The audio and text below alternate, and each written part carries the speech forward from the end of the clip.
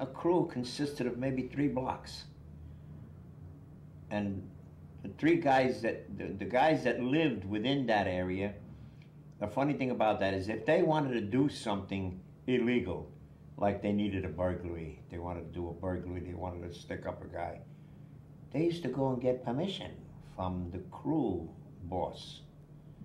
Uh, a lot of times, I give you an example. There was, when I was a kid, hanging out with a bunch of other little gangsters, a gang.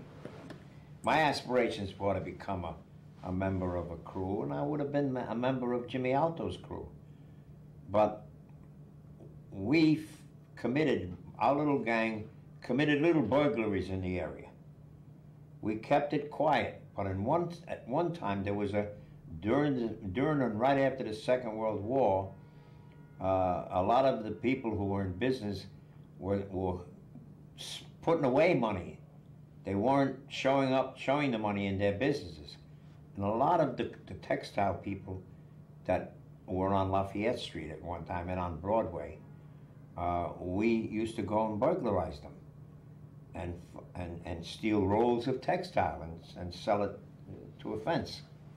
But in one instance, one time, we were planning a burglary on Lafayette Street between Howard and Grand, and 5 of us were hung out together. Well, we had 2 guys, one guy who could open the door, who knew how to open a door, another guy who knew how to open a safe, another guy. That's what we got together as crews. We had a crew that knew how to manipulate and how to do it. One guy was a driver way fast. Okay, that was the way it was done.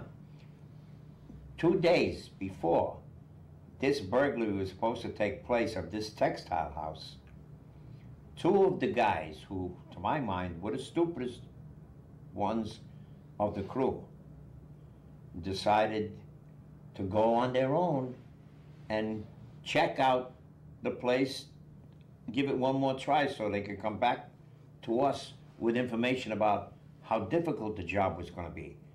What we used to do was we used to lock ourselves in the building for the weekend. Most of the buildings are closed on Saturday and Sunday. Lock ourselves in the building for the weekend, and then we would go from floor to floor with the safe tools, with the tools that were necessary to do our job, and we would break into each one of the offices and try to steal whatever we could. Or if there was merchandise there, we'd take the merchandise down the stairs, turn the elevator on, take the merchandise down to the ground floor, and load it on trucks and take it away. So we had a score. They decided 2 days before the actual occurrence, which was on a Wednesday, we were going to go there Friday in the evening hours and lock ourselves in so we could burglarize the building. They decided to go on their own to check it out, check it one more time. They walked into the first floor office off the hallway. They walked into an amazing, lucky scene. When they walked into the main office, the safe in the interior office was wide open.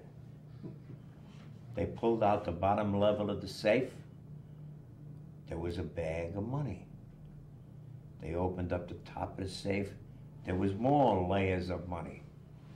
So they knew they had the score right there, so they took all that stuff and they put it in the big bag that was in the bottom and walked out quietly. Nobody knew they had gotten the money.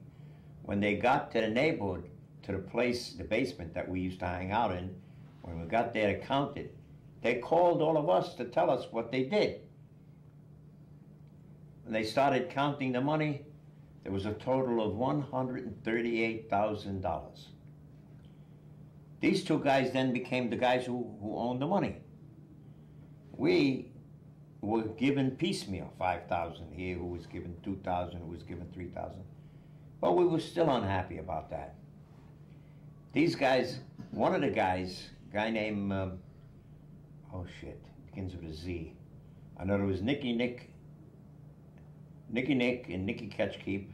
That was, they called him Nicky Nick or Nicky Ketchkeep, who the end of that year, 1950, was killed on New Year's Day because they wanted to rob his money. He had half of $138,000. The other guy got frightened about who somebody going to steal his money, and everybody was trying to shake this guy down for 500 or 1,000 because they both were two kids, stupid kids, that he went to Paulie, and he became Uncle Paulie's crew. This guy then became a partner with Paulie, so now Paulie had a piece of his action as a crew. He had a piece of that half of the $138,000, and he used it to progressively make more money, open up send it out on Shylock levels. In fact, there were 3 or 4 Shylocks who owed their ability to earn a living in the neighborhood to give the poor guy a Shylock loan of $200 or $500.